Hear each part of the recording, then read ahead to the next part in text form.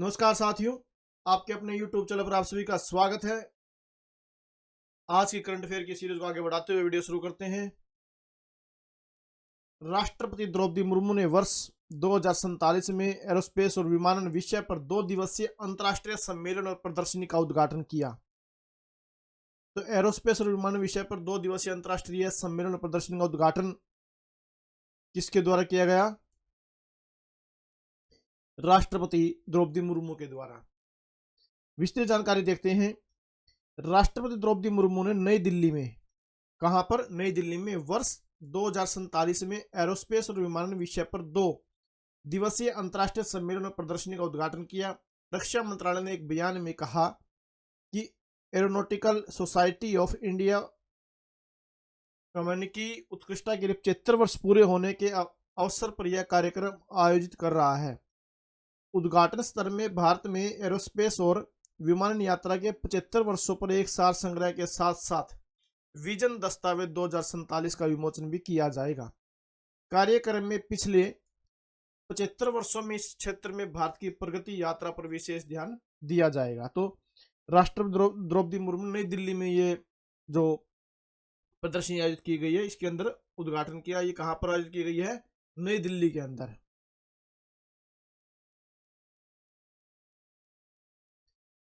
प्रधानमंत्री मोदी ने voice of global south summit का नेतृत्व किया। Voice of global south summit का नेतृत्व किसके द्वारा किया गया? प्रधानमंत्री नरेंद्र मोदी जी के द्वारा किया गया। प्रधानमंत्री नरेंद्र मोदी ने कहा कि वॉइस ऑफ ग्लोबल साउथ 21वीं सदी में बदलते विश्व का प्रतिनिधित्व करने वाला अनोखा मंच है। वॉइस ऑफ ग्लोबल साउथ शिखर सम्मेलन के आरंभिक सत्र में वर्चुअल माध्यम से श्री मोदी ने कहा कि ग्लोबल साउथ यानी दक्षिणी गोलार्ध के सभी राष्ट्रों के समन्वित प्रयासों के कारण इस क्षेत्र की आवाज को सही महत्व मिला है। उन्होंने कहा कि दक्षिणी गोलार्ध की 100 से अधिक देशों की प्राथमिकताएं एक समान हैं। प्रधानमंत्री ने वर्चुअल माध्यम से दक्षिणी गोलार्ध उत्कृष्टता केंद्र दक्षिण का भी उद्घाटन किया। तो वॉइस ऑफ ग्लोबल साउथ जो सम्मेलन है उसका जो नेतृत्व किया गया, किसके द्वारा किया गया? प्रधानमंत्री श्री नरेंद्र मोदी के द्वारा। प्रधानमंत्री श्री नरेंद्र मोदी ने पेड्रो सांचेज को स्पेन के प्रधानमंत्री रूप में फिर से चुने जाने पर बधाई दी। तो स्पेन के प्रधानमंत्री फिर से कौन चुने गए हैं? Pedro Sanchez. स्पेन के कार्यवाहक प्रधानमंत्री पेड्रो सांचेज गुरुवार को संसदीय मतदान में बहुमत से दोबारा प्रधानमंत्री चुन लिए गए हैं। इसके साथ ही उनके लिए नई वामपंथी गठबंधन सरकार बनाने का जो रास्ता था वो साफ हो गया है। समाजवादी सांचेज को संसद के 350 सीट वाले निचले सदन में 179 सांसदों का समर्थन प्राप्त है।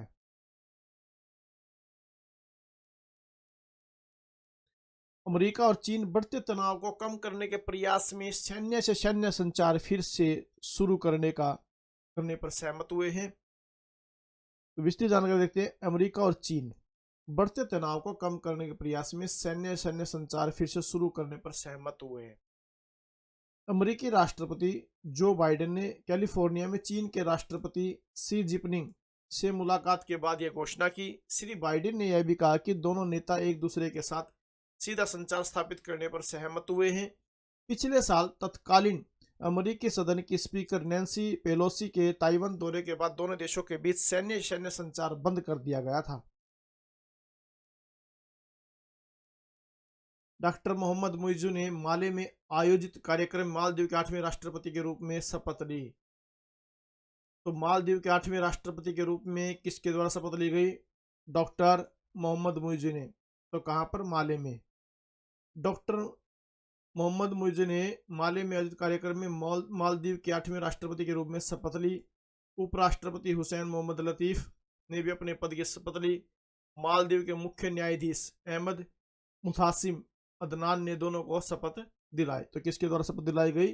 अहमद मुतासिम अदनान के द्वारा। मालदीव के क्या ये मुख्य न्यायाधीश है। ओपन एआई के सीईओ सैम ऑल्टमैन ने दिया इस्तीफा। चैट जीपीटी को बनाने वाली कंपनी ओपन एआई, यानी कि चैट जीपीटी वाले जो चैट जीपीटी है उसको बनाने वाली कंपनी का क्या नाम है? Open AI. को फाउंडर और सीईओ सैम ऑल्टमैन को पद से हटा दिया गया है। ओपन एआई ने इसकी जानकारी दी है। ऑल्टमैन के बाहर निकलने के साथ chief technical officer CTO Mira Murati अंतरिम सीईओ की भूमिका निभाएगी। संस्कृति मंत्रालय कला और कलाकार बिरादरी को बढ़ावा देने के लिए वैश्विक मंच प्रदान करने हेतु लाल किले में भारत कला वास्तुकला डिजाइन बीएनएल का आयोजन करेगा। संस्कृति मंत्रालय लाल किले पर भारत कला वास्तुकला डिजाइन बीएनएल 2023 का आयोजन कर रहा है। तो भारत कला वास्तुकला डिजाइन बीएनएल 2023 का आयोजन कहां पर किया जा रहा है? ये नई दिल्ली के अंदर लाल किले पर किया जा रहा है, जिसका उद्घाटन 8 दिसंबर 2023 को किया जाएगा। कब किया जाएगा? 8 दिसंबर 2023 को। इसका उद्देश्य क्या है? इसका उद्देश्य है कला और कलाकारों को बढ़ावा देने के लिए वैश्विक मंच प्रदान करना है।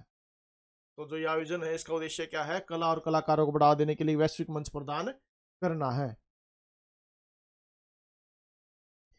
संसदीय पैनल ने भारतीय न्याय संहिता में खाद्य पदार्थों में मिलावट के लिए सख्त दंड की सिफारिश की है। एक संसदीय पैनल ने प्रस्तावित भारतीय न्याय संहिता बीएनएस में खाद्य पदार्थों में मिलावट के लिए दंड की पर्याप्तता पर चिंता व्यक्त की है और कड़े उपायों की सिफारिश की है। समिति ने मिलावटी भोजन या पेय बेचने वाले व्यक्तियों के लिए न्यूनतम 6 महीने की कैद और न्यूनतम 25,000 रुपया जुर्माना। तो क्या सिफारिश की है? मिलावटी भोजन या पेय बेचने वाले व्यक्तियों के लिए न्यूनतम 6 महीने की तो कैद होनी चाहिए और कम से कम भी 25,000 रुपये जुर्माना होना चाहिए। ये सुझाव दिया है। वर्तमान में भारतीय दंड संहिता आईपीसी की धारा 272 जो बीएनएस में अपरिवर्तित है, खाद्य पदार्थों में मिलावट के अपराध के लिए 6 महीने तक की जेल या 1,000 रुपये तक का जुर्माना या दोनों की सजा का प्रावधान करती है। जो आईपीसी है, भारतीय दंड संहिता। गृह मामलों की संसदीय स्थायी समिति ने भारतीय न्याय संहिता पर अपनी रिपोर्ट में मिलावटी भोजन के सेवन से उत्पन्न होने वाले गंभीर स्वास्थ्य मुद्दों के मद्देनजर अधिक कठोर दंड की आवश्यकता पर जोर दिया। समिति की सिफारिश का उद्देश्य क्या था? जो इन्होंने सिफारिश की है इसका उद्देश्य क्या है? उद्देश्य है मिलावट प्रथाओं को रोकना और सार्वजनिक स्वास्थ्य की रक्षा करना है। जो समिति है इसका उद्देश्य क्या है? मिलावट प्रथाओं को तो रोकना और सार्वजनिक स्वास्थ्य की रक्षा करना है। यही इस समिति का मेन उद्देश्य है। विदेश मंत्रालय ने गुयाना में भारतीय उच्चायुक्त अमित शिव कुमार तेलंग को अतिरिक्त जिम्मेदारी सौंपी। तो विदेश मंत्रालय ने गुयाना में भारतीय उच्चायुक्त के रूप में अतिरिक्त जिम्मेदारी किसको सौंपी गई है? अमित शिव कुमार तेलंग को। भारतीय गौरव पर्यटन रेलगाड़ी की शुरुआत करेगा भारतीय रेलवे। विस्तृत जानकारी देखते हैं क्या ये। देखो अपना देश और एक भारत श्रेष्ठ भारत पहल को बढ़ावा देने के उद्देश्य से भारतीय रेलवे आईआरसीटीसी के सहयोग से भारत गौरव पर्यटन रेलगाड़ी की शुरुआत करने जा रहा है। यह रेलगाड़ी छत्रपति शिवाजी महाराज टर्मिनल CSMT से शुरू होकर मुंबई, पुणे, शोलापुर, गुंटकल, रेणिगुंटा, रामेश्वर, मदुरई, कन्याकुमारी, कोचुवेली जैसे जाने माने स्टेशनों से होते हुए 25 नवंबर को वापिस CSMT पहुंचेगी। इकोनॉमी, कंफर्ट और डिलक्स श्रेणी वाली इस रेलगाड़ी का उद्देश्य घरेलू और अंतर्राष्ट्रीय पर्यटकों को भारत की समृद्ध संस्कृति और धार्मिक विरासत के दर्शन कराना है। यात्रियों के चढ़ने और उतरने के लिए रेलगाड़ी थाने, पुणे, शोलापुर, कन्याकुमारी और अन्य प्रमुख स्टेशन पर रुकेगी। इस पर्यटन रेलगाड़ी के पैकेज में भाड़ा, भोजन, ठहरना और परिवहन जैसी सेवाएं शामिल होगी। नमो भारत ट्रेनों में यात्रा को और अधिक सुविधाजनक बनाने के लिए वन टैप टिकटिंग की सुविधा शुरू। तो कौन सी सुविधा शुरू की गई है? One tap ticketing. कहाँ पर? नमो भारत ट्रेनों में यात्रा जो होती है उसको अधिक सुविधाजनक बनाने के लिए वन टैप टिकटिंग सुविधा शुरू की जा रही है। तो क्या है पिछली जानकारी? नमो भारत ट्रेनों में यात्रा को और अधिक सुविधाजनक बनाने के लिए राष्ट्रीय राजधानी क्षेत्र परिवहन निगम NCRTC ने RRTS कनेक्ट मोबाइल ऐप के माध्यम से वन टैप टिकटिंग की सुविधा शुरू की है। कौन सी सुविधा शुरू की है? One tap ticketing.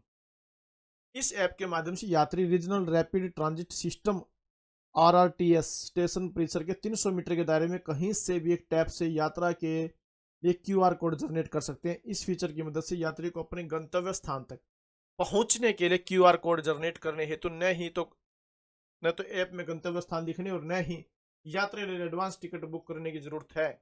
सिर्फ ऐप में वन टैप बुकिंग पर क्लिक करते ही यात्रा के लिए QR टिकट जनरेट हो जाएगा। इस सुविधा का लाभ उठाने के लिए यात्रियों को RRTS connect mobile application download करना होगा। यात्रियों को इसके लिए अपने ई वॉलेट को मोबाइल एप्लीकेशन से लिंक करने के साथ साथ ई वॉलेट में 100 रुपए की न्यूनतम राशि रखनी अनिवार्य होगी। गेल का दुनिया का पहला ship to ship LNG transfer पूरा। Gas authority of India limited GAIL ने शिपिंग लागत को कम करने और उत्सर्जन में उल्लेखनीय कटौती करने के लिए दुनिया के पहले जहाज से जहाज तरलीकृत प्राकृतिक गैस LNG हस्तांतरण सफलतापूर्वक निष्पादित किया है। रोहित शर्मा विश्व में सर्वाधिक छक्के लगाने वाले बल्लेबाज बने। तो विश्व कप में सर्वाधिक छक्के लगाने वाले बल्लेबाज कौन बने हैं? रोहित शर्मा। भारतीय कप्तान रोहित शर्मा ने वर्ल्ड कप में छक्कों का अर्धशतक पूरा कर लिया है। न्यूजीलैंड के खिलाफ मुंबई के वानखेड़े स्टेडियम में खेले गए वर्ल्ड कप 2023 के सेमीफाइनल मुकाबले में रोहित ने यह कीर्तिमान अपने नाम किया। 50वें छक्के के साथ रोहित शर्मा ने वेस्टइंडीज के दिग्गज बल्लेबाज और जाने माने 6 हिटर क्रिस गेल का रिकॉर्ड तोड़ दिया। गेल ने टूर्नामेंट में 49 छक्के लगाए थे। भारतीय कप्तान ने न्यूजीलैंड के खिलाफ सेमीफाइनल में 29 गेंदों में 162.07 के स्ट्राइक रेट से 47 रन स्कोर किए, जिसमें 4 चौके और 4 छक्के शामिल रहे। इन 4 छक्कों के साथ रोहित शर्मा वर्ल्ड कप में 50 छक्कों की आंकड़ा पार करते हुए 51 पर पहुंच गए हैं। क्रिस गेल ने 35 मैचों की 34 पारियों में 49 छक्के लगाए थे। वहीं रोहित शर्मा ने 27 मैचों की 27 पारियों में 51 छक्के जड़ दिए। पेट्रोलियम मंत्री ने किया तीसरी हॉकी इंडिया महिला चैंपियनशिप का उद्घाटन। माननीय पेट्रोलियम और प्राकृतिक गैस और आवास और शहरी मामलों के मंत्री श्री हरदीप सिंह पुरी। तो माननीय ये पेट्रोलियम और प्राकृतिक गैस और आवास और शहरी मामलों के मंत्री कौन है? श्री हरदीप सिंह पुरी ने क्या किया? शिवाजी स्टेडियम में तीसरी हॉकी इंडिया सीनियर महिला इंटर डिपार्टमेंट नेशनल चैंपियनशिप 2023 का उद्घाटन किया है। विश्व दर्शन दिवस 2023। विश्व दर्शन दिवस प्रत्येक वर्ष नवंबर के तीसरे गुरुवार को मनाया जाता है। 2023 में यह दिन 16 नवंबर को मनाया जा रहा है। वर्ल्ड फिलोसफी डे पहली बार 21 नवंबर 2002 को मनाया गया था। तो ये थे आज के करंट अफेयर के क्वेश्चन। तो अगर आपको वीडियो अच्छी लगी तो प्लीज वीडियो को लाइक जरूर करें, अधिक से अधिक शेयर करें और चैनल सब्सक्राइब जरूर करें। Thank you very much.